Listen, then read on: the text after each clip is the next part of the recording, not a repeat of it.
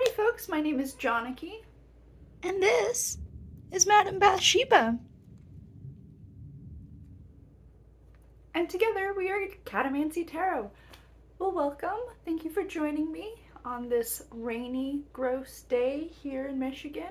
If you look out my window, you'll see that it's not only raining, but it's just immediately turning to ice, and you can see all the little icicles on the tree. What in the Narnia is this? So, a good day to grab a cup of tea and film a little tarot video. So today I'm going to do a video that I'm a little late to the party, and I've had a couple people request that I do this one, and it's the only 10 mass market decks tag, which has been a really fun one that's been going around. It was of course started by Meg and Thea over at Rose Honey Ritual and Garden Goddess Tarot, and I'm finally getting around to it. I know I'm really late to the party. And so I'm excited to show you the ones I've picked out. I've had a couple people comment that I seem to have a very curated collection. I have some a little bit kind of eclectic tastes. I don't own a ton of the really popular mass market decks. They just don't seem to fit with my vibe or my aesthetic. A lot of the like modern illustrated style, I just don't connect with. But there's still a good number of mass market decks out there that I absolutely love. So I'm going to go ahead and show you guys my collection. All right, here we go. So Meg and Thea graciously decided that we wouldn't have to count our RWS and Thoth decks as part of the 10. But I'm not a big Thoth reader. I have a copy. And instead, I also really enjoy reading with the Tarot de Marseille, so I'm going to include this guy, my Piatnik Tarot de Marseille, as one of my freebies. I just made a big video about all of my Marseille decks, and so I feel like Marseille would also be one of the ones that I just wouldn't be without this deck. And then a close second in terms of mass market Marseille is this one, which is the Spanish Tarot by Fournier. So this would be my go-to because I don't read with Thoth, and the main RWS that I use is a out of print one, so that doesn't get to count either way. So these are the ones that I would just say are the freebies, which maybe is cheating. I don't mind. There they are. And then before I jump into it, I want to refer you guys over to Coyote Tarot. She did an amazing job and actually watched a million of these and compiled a list of the top 10 of everyone's favorite mass market decks. And I'll link her video below. But only one deck on my list made it to her top 10 list, and one was came in at 11th place, which I thought was a shame. But everything else wasn't on there. So I'll start with the two that were kind of the most popular ones, and this is one of the ones that I believe she said came in 11th place, but it's at number one in my heart at all times is the Barbara Walker Tarot. I have the one in the 10, and I've also heavily modified mine. So this is a absolutely iconic deck. So we've got our aces here. We've got power, love, doom, and reward. And I think the aces here really sum up everything that's great about Barbara Walker. So you've got some just big, pagan feminist 1980s vibes with her. And And one of my favorite things is, especially with decks with keywords, oftentimes I think the keyword of the ace is like a really big clue to what the sort of journey of that whole suit is going to be about. And I absolutely love that she's just gone and labeled the Ace of Swords doom. We know Ten of Swords is bad news. And so to say the ace is just like, you know, that growing sense of dread, I just think it's so metal. And like, come on, it's so iconic. It's a little bit of a dark deck. I would also call it, it's just like OG Gothic. And I absolutely adore it. Mine, as you can see, is trimmed and edged in black. I want a bigger version of this deck, like a traditional tarot size. But I really love it. I really love it. And it is, you know, it's a sharp reader. Sometimes, you know, this is the deck I reach for if if I just need something to tell me like it is. And this deck, I think, has a rap for being kind of a meanie. But for me, there's also some just really, really beautiful cards in here. And if this deck is being nice to me, it makes it all the more sort of, you know, I trust that, you know, if Barbara Walker's being nice to me, then things must be okay, you know? Yes, I wish she made all the decks. Yeah, so iconic. And I think this only came in on number 11, which is a shame because it's my fave. And then I forget what number on the list this came in on, but there's the Margaret Peterson was definitely up there.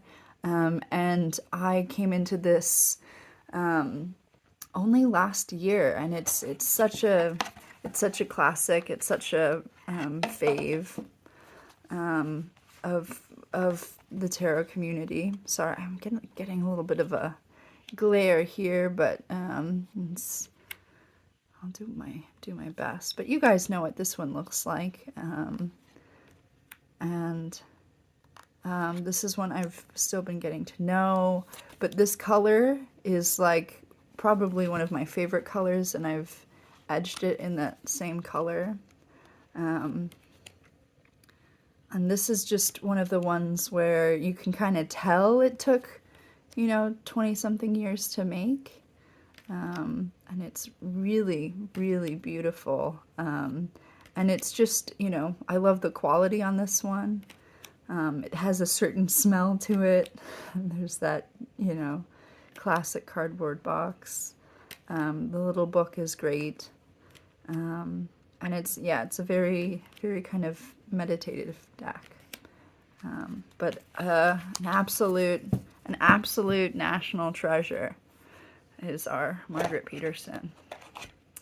And so now the rest of these, as far as I know, didn't make the top 10 of everyone else's. But they're still the top 10 in my heart. And up there is the William Blake Tarot.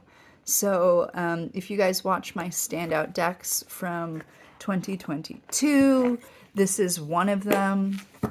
I can't believe I waited to pull the trigger on this deck so long. I think that happens sometimes with some mass market decks because they're just readily available. I'll sometimes like put off getting them just because I don't know why. I don't know how that psychology makes sense. But I knew I would love this one, but I just held off, and I love it so much. It's a little bit non-traditional.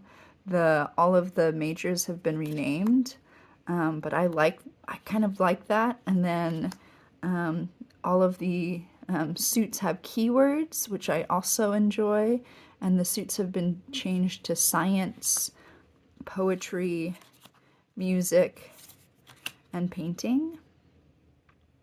Which is really lovely, and this is a great deck that I've been enjoying using for sort of creative creative help. And yeah, I have other videos about this guy where I just absolutely gush. I love the illustration style and the colors, and the images. I love this man. I love him so much. And yeah, it's a great quality. I wish the cards were a little bit thinner, but other than that, it's an absolute delight. It's an absolute delight. There's our stars. Okie dokie. Moving along. Alright, so the next two decks I'm going to show you are both collage decks, and if you've been watching my channel for a while, you know that I am a huge fan of collage decks, and I've got two mass market collage decks that made it into my top 10, and so this one is my modified version of the Tantric Bikini Oracle. This is a really weird one, but it's one that's very close to my heart. I love the images. It was made in the 70s by Penny Slinger. The book is notoriously weird, and it's also very much has nothing to do with Tantra. But there's like humor in this deck, along with sort of like some Eastern esotericism. I'm so familiar with these images that I don't need the titles to remember. And the borders on the back were really bugging me, so I trimmed it, and it looks really good with some of my other kind of like borderless collage decks. But this deck is kind of would probably be in my top of all time decks. I think one of my favorite oracles, just full stop. And I love it so much, even if it's like very strange, and that's kind of why I like it. And I've went ahead and kind of put some little symbols to help me kind of navigate some things a little bit more. So that is the Tantric Bikini Oracle. And then next up, we have another little mass market collage deck, and this one is the Enchanted Tarot by Amy Zerner and Monty Farber. And so this is a older version, but it's still very much in print. They're actually coming out with a new edition of this deck. I think it's renamed the Zerner Farber again. That's what it was originally called, and it was the Enchanted Tarot, and then it was the this is the edition that had the big white borders, but I trimmed my copy. And then they came out with the 25-year anniversary one, which was absolutely massive. And now in March you can pre-order. They're going back to the kind of original design with the purple backs, and it looks really cute. And that might be the ultimate form of this deck, and I kind of want that version. But I really like this one as well. And this is another one where I'm like very familiar enough with it that the lack of titles doesn't bother me at all, because you can kind of, it's very clear from the images what everybody is. And so that's the Enchanted Tarot. And an honorable mention in terms of mass market collage decks. It didn't make it here to my top 10, but I think it still deserves a shout out, and that's the Voyager Tarot, which is a really fun one. But I tend to reach for that one less often, but I did think about him. But he didn't quite make it.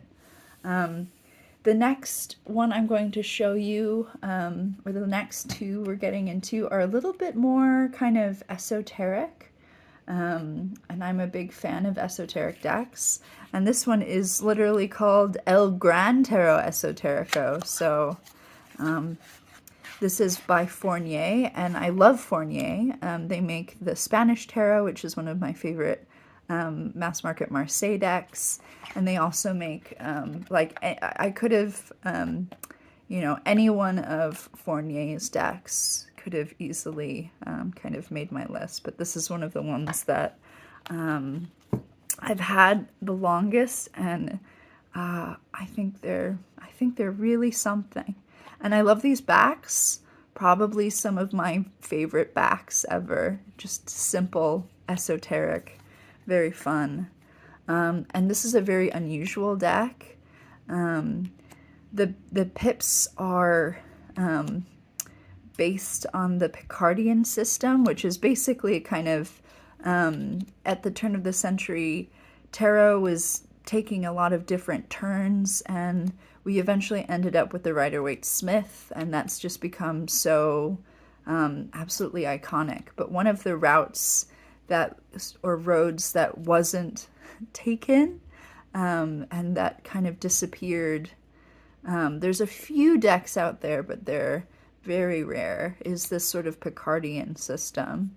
And some of the elements are switched around, so swords are the suit of water. Let's see if we can find one. Yeah, so we got some water in the swords, and then we've got birds and butterflies, so the cups are the suit of air. So it's a little bit trickier to read with, but I really love the colors and the sort of woodblock inspired characters, and the kind of esoteric symbols where you can kind of lose yourself in a wormhole of, and the people are kind of,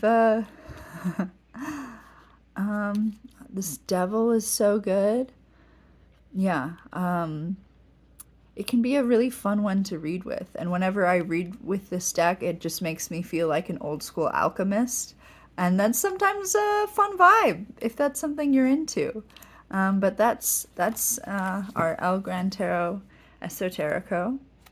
And then the other one that's kind of a little bit esoteric is the Navigators of the Mystic Sea by US Games. This is a really sort of fascinating deck. So we've got our Tree of Life on the back here. And then some of the images on the cards are absolutely beautiful. Yeah, the Empress is really stunning. I love the painting style. This deck also feels a little bit sci-fi to me, a little bit fantasy, but in kind of the far distant future where, I don't know, there's a lot of imagination in this deck. I use this deck almost exclusively for dream work because I find a lot of the images are, you know, have a lot of dreamlike quality. I also find I like decks that do provide keywords even if they're not my usual associations, because I think sometimes they get you out of your standard way of thinking about a card. Or you can kind of, as with something like the William Blake, you can kind of use tarot as oracle, which is a fun option. And I might eventually, I know Anna at Astrolady Tarot made a video about tarot as oracle, and I might thinking about doing a VR eventually. This is one of those decks, and I think it's delightful. I think it's delightful. So that is the Navigators of the Mystic Sea. So that means we've got 3 left to show you. And so this next one was a surprise to me that I would actually like this deck. And it won't be a surprise to you if you watched my last video, because I just did a really big mod on this deck. But it's the Dragon Tarot by Nigel Suckling. So the edition I have is, I think, from the early 2000s, and now it comes in a big blue box. but it's still definitely in print, mass market. And so, but I did a really big mod on mine, and you can watch me do the whole thing on my last video. I rebacked it in this contact paper and edged it. But this is what they look like. And so I don't have a lot of like cutesy decks in my collection with like you know, lots of critters in them, but this is my kind of cute critter deck, and I've been absolutely loving it. It's also it's like a sort of medieval fantasy deck, and all of the everything's in this miniature painting style that I absolutely love. And I just think the paintings are really beautiful. It's got a very scenic vibe, and if you watch my video on the mod, you'll see that all of the pip cards, if you put them together, they make one big contiguous landscape, which is really cool. And I am a fan of pip decks, and I think this is one of my most beautiful pip decks. And I sort of got it on a whim. And I haven't really been able to put it down. So it was kind of a surprise sleeper favorite of mine. And yeah, I haven't seen a lot of people talk about this one. But I really adore it. It's really grown on me. Even if it's, silly little dragon times. I'm a big fan of like sort of epic fantasy, and it reminds me a lot of Robin Hobb's Realm of the Elderlings, which is one of my all-time favorite epic fantasy series. So much better than Game of Thrones. Go read it. Yeah, so that's my Dragon Tarot, which made it to my top favorites. So next up, this is also a very recent acquisition, but like the William Blake Tarot, this is a deck that I wanted for a really long time, and I know, I knew I would love it, but I held back for a couple reasons. And it is the, ooh, look, you can see me and you can see yourself. Isn't that fun? Hi, guys. Hi. This is the Dolly Tarot. And one of the reasons I held back from getting it is I don't have much respect for Dolly as a man. You know how humans are complicated and weird, and I think he was kind of a shitty human. But I find his artwork extremely beautiful. He was also, kind of a low-key fascist, and don't like that at all. But, what you gonna do? I think there's many different solutions to this problem of, like, appreciating an artist, but, like, also understanding that the person themselves was extremely flawed. And my solution was eventually I bought this deck, clearly, and I also really love using it. But I also, gotta maybe badmouth the guy a little bit. He put himself as the magician, which is like and he made it the sun. So, like, this for me is now a card just about the ego of the artist. And also, maybe it's possible to use an artist's work and sort of read against the grain. So maybe using this deck for anti-fascist readings or something along those lines. I took this deck on through its paces last night. Last night I read tarot at my local libraries. They have a paranormal society, and I was invited to give a lecture on tarot, and then I did some readings for people, and this was the deck that I used. And I've really been enjoying reading with this deck. I think the images are really beautiful. There's this collage quality where he's taken kind of paintings and then kind of painted on top of them and included, you know, the suits. And I've just been really, really enjoying it. It feels, you know, very European, kind of romantic. It's been a good February deck, and I think my favorite part about this deck are the minors. And this is on the pricey end. If we're talking about mass market, you know, the appeal of mass market is it's, you know, widely available and a lot cheaper. This deck is published by Taschen, and it comes in this hideous large velvet purple box, which I don't want.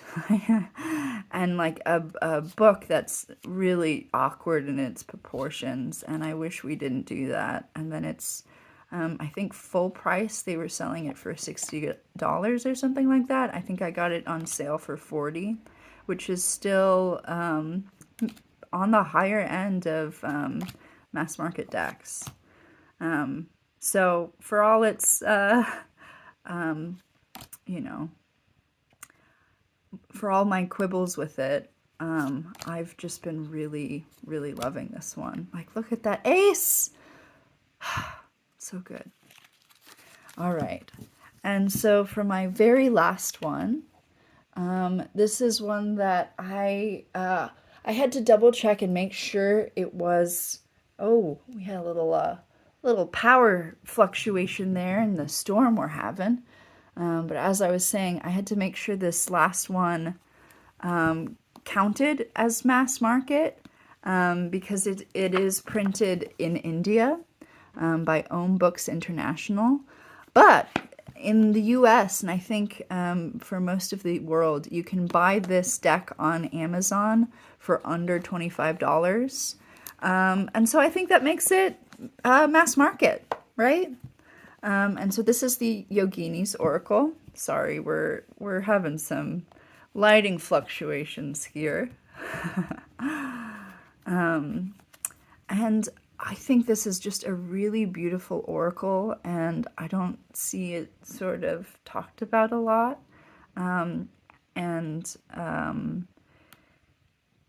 It's a 64 card deck, and each of the cards is one of the different yoginis, which are figures from Tantra. And I really enjoy the guidebook for this, which will have little kind of sadhanas or meditative practices that you can do to work with each of the yoginis. I love the colors. I mean, come on, right? Those colors are so good. I love the pinks and the blues. I love anything in a lime green. And the fact that this is kind of a mass market deck, I think it gets overlooked a lot. But it is, you know, it's very specific. You know, I work with this almost exclusively when we're doing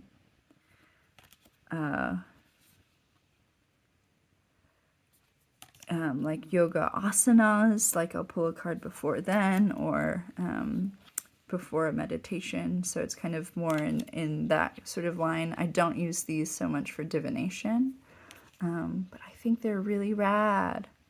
I think they're really quite rad. And I wanted to mention them on here.